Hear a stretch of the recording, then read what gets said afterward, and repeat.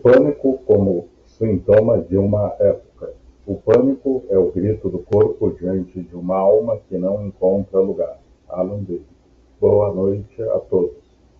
Hoje quero conversar com vocês sobre algo que se tornou quase uma epidemia silenciosa: as crises de pânico. Vivemos tempos em que o corpo fala aquilo que a palavra não consegue mais sustentar. A psicanálise, desde Freud, sempre nos ensinou que um sintoma não é o inimigo a ser eliminado, mas uma mensagem que precisa ser escutada. Quando alguém chega ao consultório dizendo: "Doutor, eu vou morrer", sinto que algo terrível vai acontecer. O que está sendo dito ali não é apenas um medo sem causa.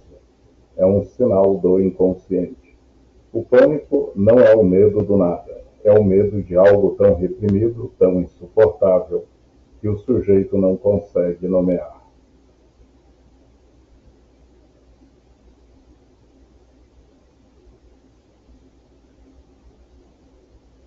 Freud e o nascimento do sintoma. Quando Freud publica Inibição, Sintoma e Angústia, em 1926, ele reformula toda a compreensão da angústia dentro da teoria psicanalítica. Antes disso, Freud acreditava que a angústia era uma descarga direta da libido reprimida, uma espécie de energia sexual sem destino. Mas aqui ele dá um passo decisivo, passa a entender a angústia como uma resposta do eu diante de um perigo interno.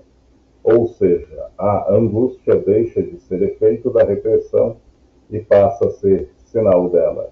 Ela é um aviso, um alarme do eu frente à ameaça de um retorno do reprimido. A angústia é um sinal do eu diante da perda do objeto ou da ameaça de separação. Freud, 1926.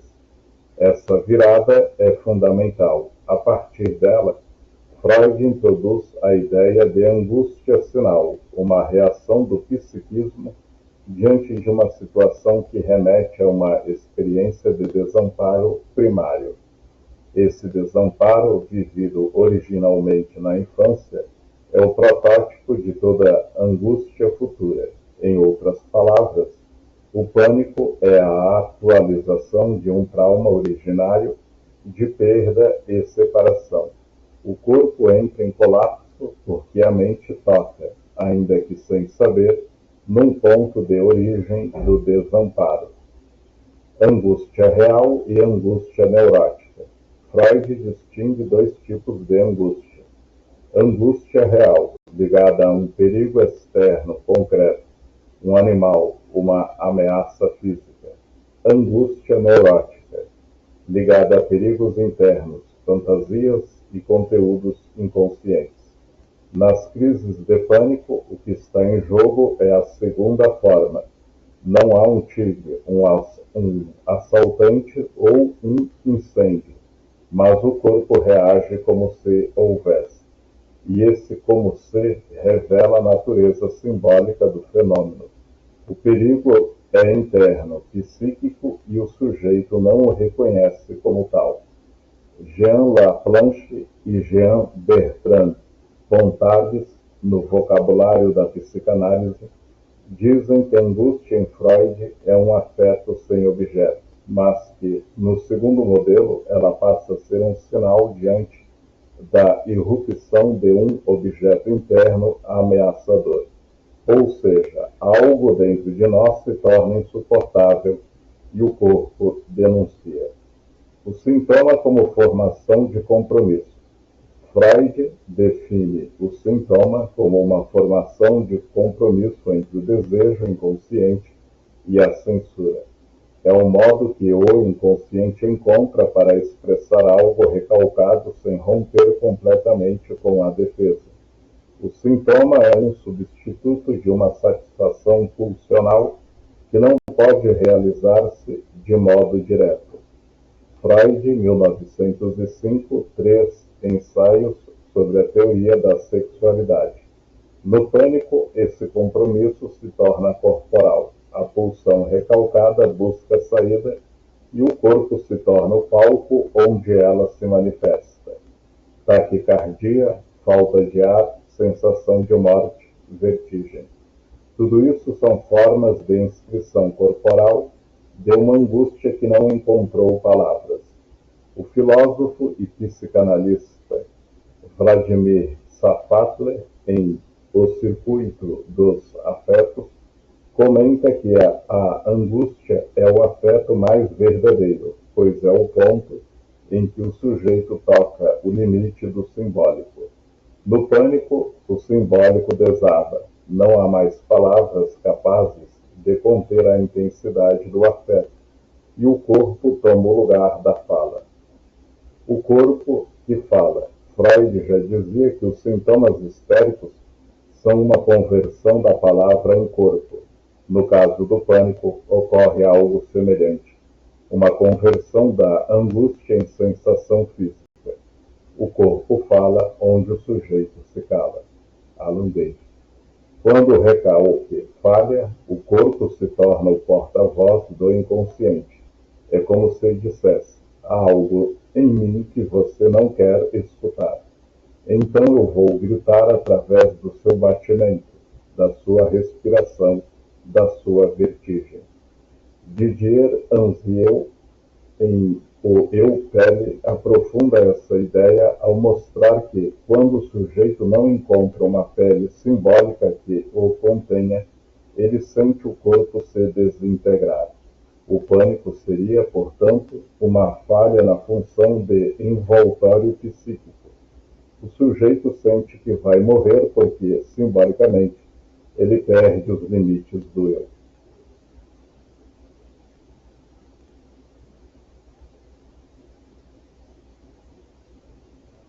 Autores contemporâneos e releituras. Autores como Charles Neumann, René Roussillon e Joel Birman retomam Freud para pensar o pânico na modernidade. Birman, em O Mal-Estar na Atualidade, mostra que vivemos um tempo em que o sujeito não sofre mais pela repressão, mas pela exposição excessiva ao gozo e à exigência de performance. Nesse contexto, o pânico aparece como ruptura do eu saturado, incapaz de sustentar a pressão de ser o tempo todo produtivo, feliz, funcional. Neumann fala de uma nova economia psíquica, onde o sujeito não tem mais tempo para desejar, e, portanto, a angústia se manifesta de modo bruto, sem elaboração. O pânico é esse colapso entre o excesso de ideal e a falta de sentido. O retorno do recalcado e o desamparo. A crise de pânico é o retorno, em forma bruta, do recalcado. Freud diz que a repetição é o modo como o inconsciente tenta simbolizar o que não foi simbolizado. A cada crise, o corpo tenta reinscrever algo que nunca pôde ser elaborado. No fundo, o sujeito em pânico revive o trauma da perda de sustentação, o mesmo desamparo que experimentou um dia, quando era pequeno e dependia absolutamente do outro. Por isso, o pânico vem acompanhado de frases como: eu vou morrer, vou enlouquecer, não tem saída, todas expressões de uma vivência de desintegração. Síntese para a fala. Então, quando falamos em pânico, não estamos diante de um simples transtorno de ansiedade. Estamos diante de um sintoma estruturado, uma tentativa do inconsciente de anunciar algo que o sujeito não pôde elaborar. O pânico é o retorno do recalcado, a irrupção do indizível. Freud nos ensina que o trabalho analítico é o caminho pelo qual o corpo deixa de falar em sintomas para falar em palavras. E talvez essa seja a verdadeira cura, transformar o grito em discurso e o medo em sentido.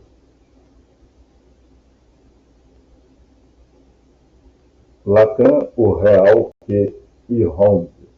Jacques Lacan, em seu seminário 10, A Angústia, 1962 a 1963, vai dizer algo que transforma radicalmente a forma como compreendemos o medo e o pânico. Ele afirma: a angústia não é sem objeto. Lacan, Seminário 10.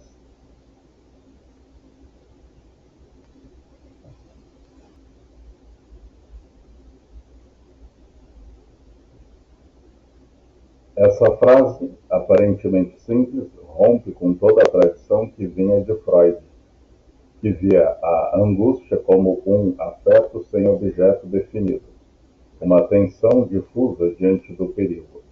Para Lacan, não. A angústia tem objeto, sim, mas um objeto diferente daquele que podemos nomear. O objeto da angústia não é algo lá fora, um animal, uma doença, um assaltante. É algo do interior da estrutura psíquica, um objeto que falta, e é justamente por isso que ele angustia. É o que Lacan chama de objeto A, o objeto causa do desejo. O pânico como o encontro com o real. No pânico, o sujeito se vê diante desse objeto impossível de simbolizar. É o momento em que o real, aquilo que não se deixa representar, que escapa ao simbólico e ao imaginário, irrompe na experiência consciente. Não há palavra que contenha, nem imagem que dê forma.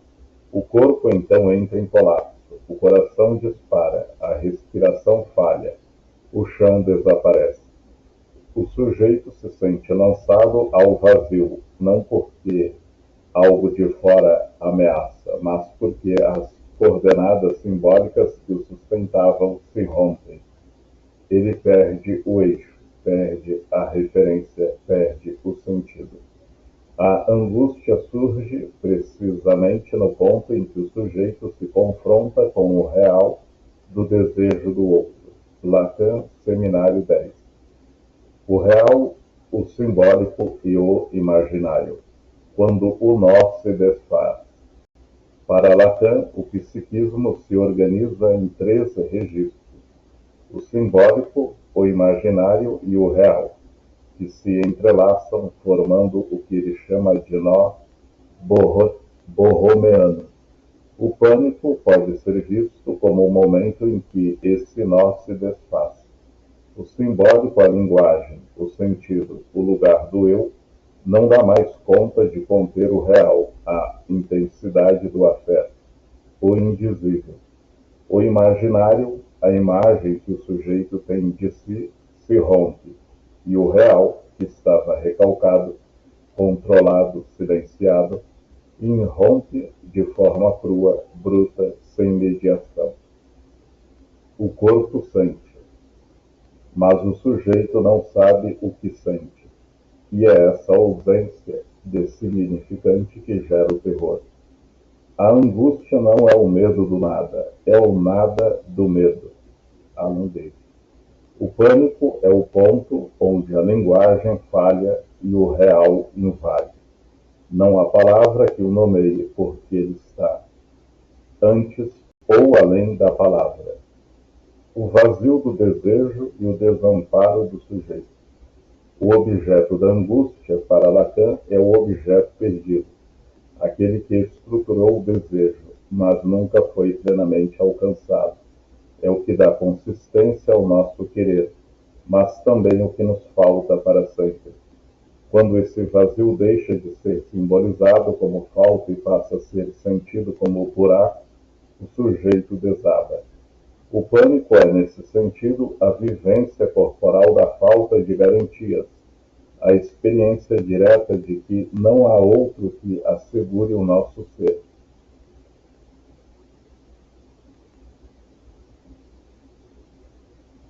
Slavoj Zizek comenta que o pânico é a explosão do real num mundo saturado de imagens. Vivemos cercados por representações, mas quando elas caem, o real retorna sem filtro e é insuportável. A crise de pânico é isso, o encontro com a verdade sem véus, o real do desamparo humano. Um exemplo clínico, o colapso do simbólico. Uma paciente dizia em análise: eu estava no mercado, tudo normal. De repente, o mundo começou a desmanchar. Meu corpo gelou, o ar sumiu. Eu não tinha mais chão.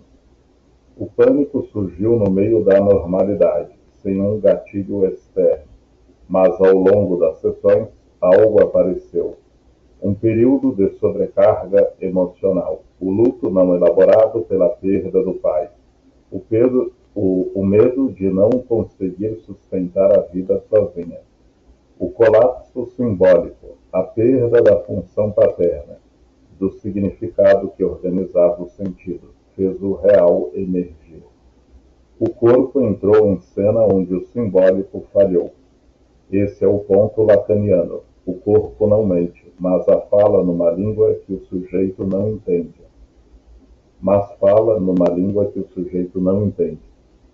O desejo do outro e o pânico de ser olhado. No seminário 10, Lacan associa a angústia ao olhar do outro.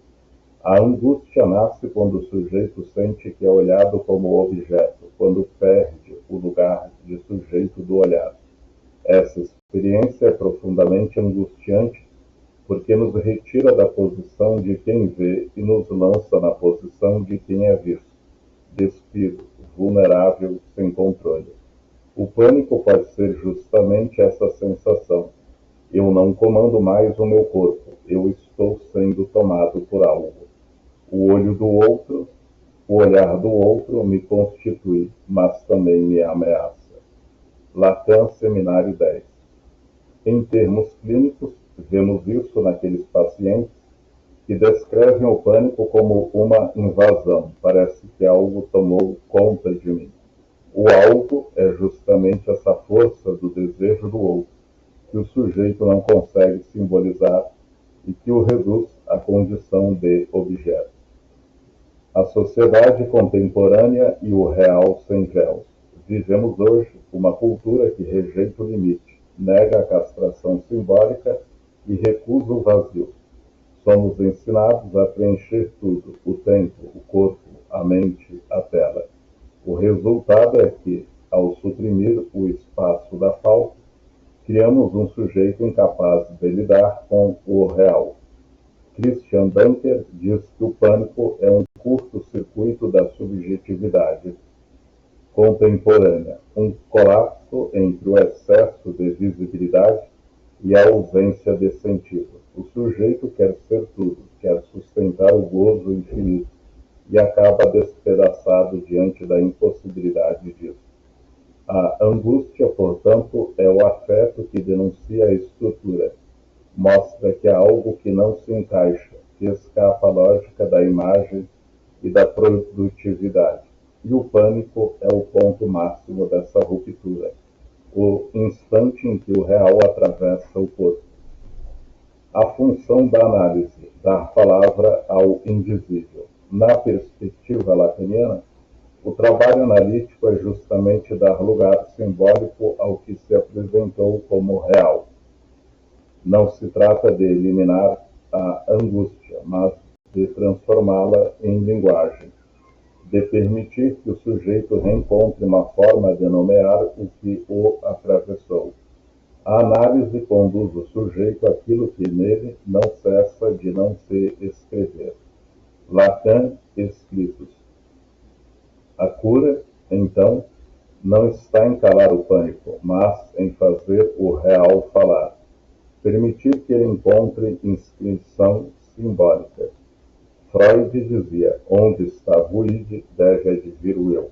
Lacan completa: onde o real irrompeu, o simbólico deve ser refeito. E eu costumo dizer: o pânico é o ponto em que o sujeito toca o real. A psicanálise é o caminho que o ensina a suportar o que se revela.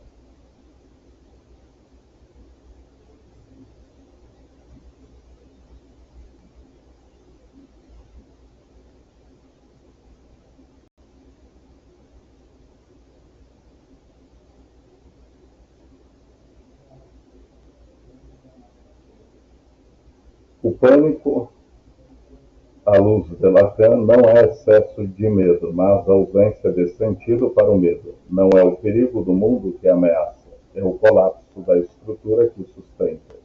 O sujeito se vê diante do real, e o real é o que não se deixa domesticar por palavras. A psicanálise, então, é o espaço em que esse real pode ser reescrito, nomeado, simbolizado. É o lugar onde o terror encontra nome e o sujeito encontra novamente chão. Não o chão da certeza, mas o da palavra que sustenta.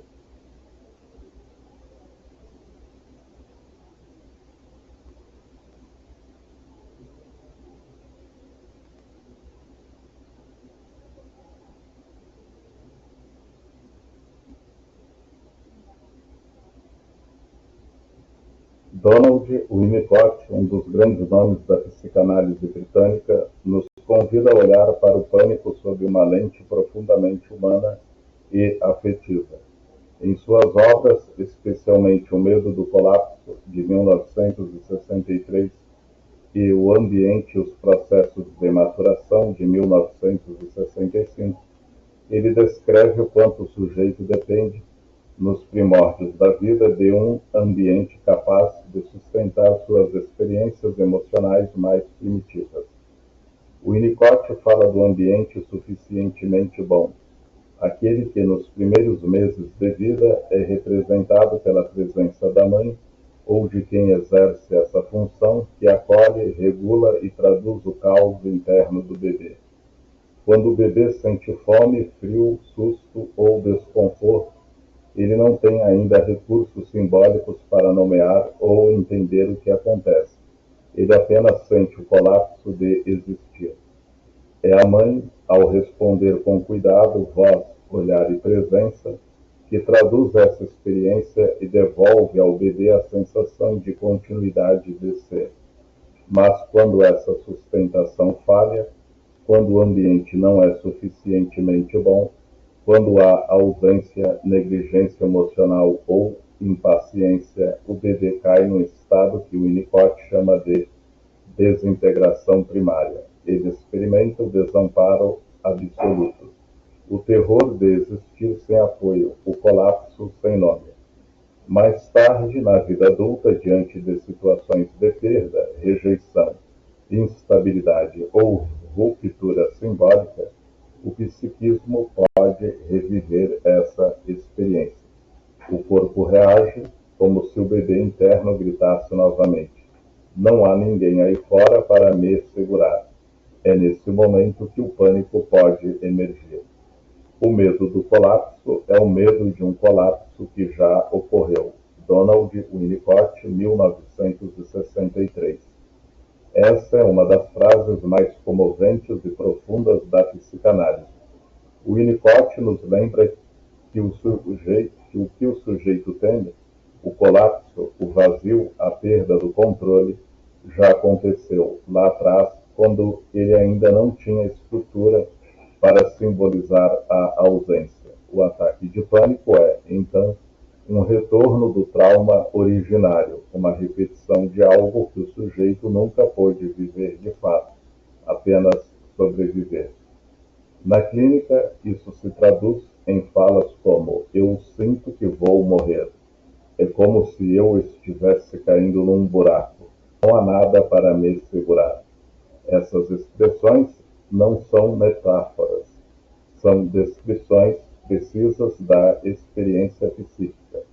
O pânico é o corpo revivendo o colapso psíquico inicial, quando o mundo parecia desabar e o eu ainda não estava estruturado o suficiente para sustentar a queda.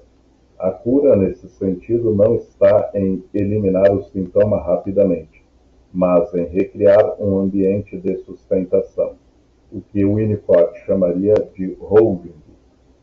Na relação terapêutica, o analista oferece esse espaço simbólico e afetivo para que o sujeito possa finalmente experimentar de maneira simbolizável aquilo que um dia o despedaçou. O pânico, sob essa ótica, é um pedido de amparo, um pedido que vem do bebê interno, que um dia ficou sem chão. E é nesse reencontro em que o eu que desmorona e o outro que acolhe que algo de verdadeiramente terapêutico pode nascer. Como dizia o Winnicott, não há bebê sem mãe. E talvez possamos acrescentar, não há cura sem um outro que sustente.